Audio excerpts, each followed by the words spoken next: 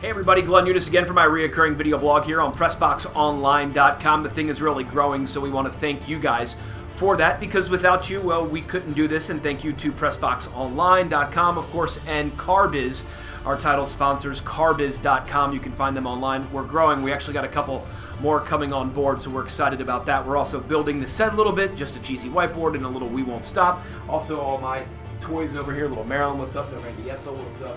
Commissioner Goodell Super Bowl thing. We got some Pro Bowl tickets over here. My boy Biscuit, who played in the Super Bowl for the Tampa Bay Bucks. So we've got a little tchotchkes thing. We're trying to make this thing exciting.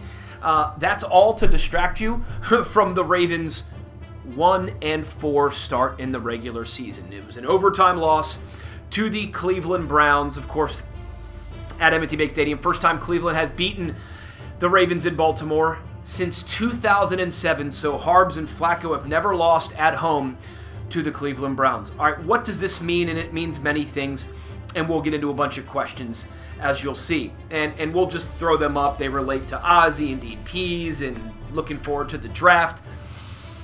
Here's my thoughts, guys, okay? The Ravens do not have the horses. They just don't. There's no talent on this team. We've talked about it.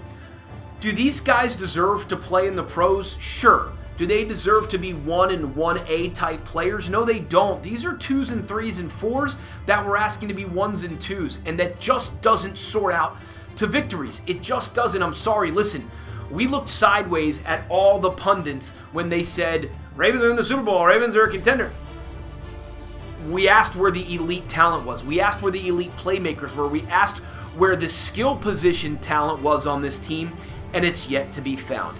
Then you add in the idea of some sort of odd play calling, and it makes you wonder.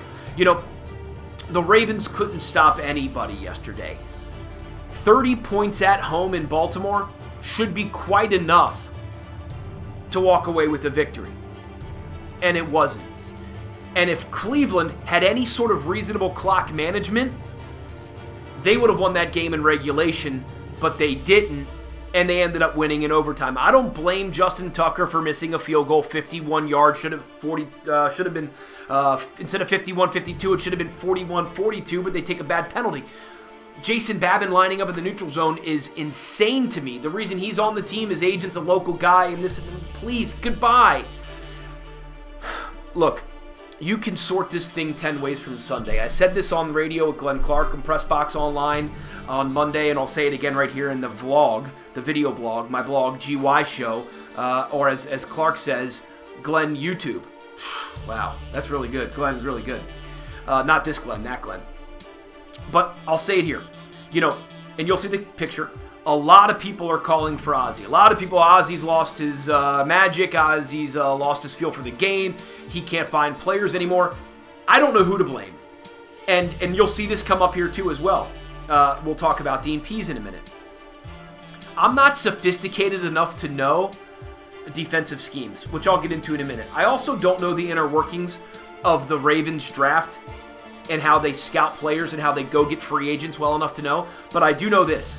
I do know in the last handful of years, Eric DeCosta has been climbing, as he should, climbing the ladder to be basically the 1A general manager. Like if Ozzie's one, then Eric DeCosta, then everybody else, right? If Eric has more say in who's drafted, more say in who's scouts, more say in who's picked up in free agency, and I don't know that he does, but I know he's gradually gotten more responsibility, certainly gotten more money. Teams have been wooing him to come from the Ravens to their squad, and he hasn't because the Ravens keep paying him and keep giving him more of a higher title. If he keeps getting up and up and up, that means he has more and more say. And if the last 5 years, his say and money have gone like this, and the Ravens draft and results and free agency has gone like this, maybe there's a parallel. I don't know. I'm not blaming Eric DeCosta. What the hell do I know? Maybe he has no say. Maybe they just love him and they give him a big bunch of money. I don't know.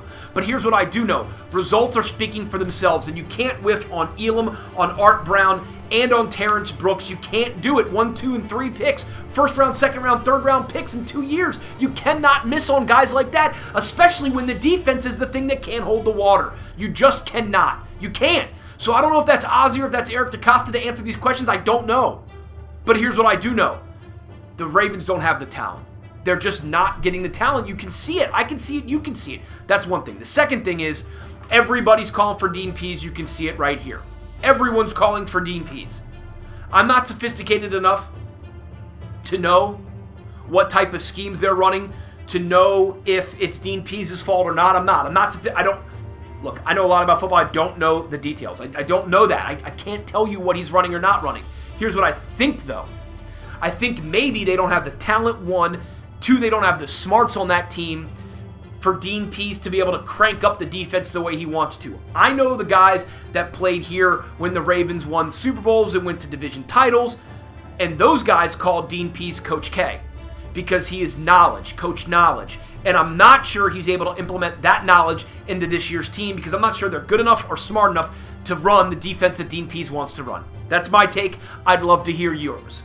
At GUnit Radio on Twitter, and as always on PressBoxOnline.com. Share, retweet, push this, guys. We're making this show a big deal. Thank you, as always, to our sponsor, Carbiz. Check them out online, carbiz.com, and on all their social platforms at Carbiz. For PressBoxOnline.com, I'm Glenn Younes. Till next time, I'll talk to you.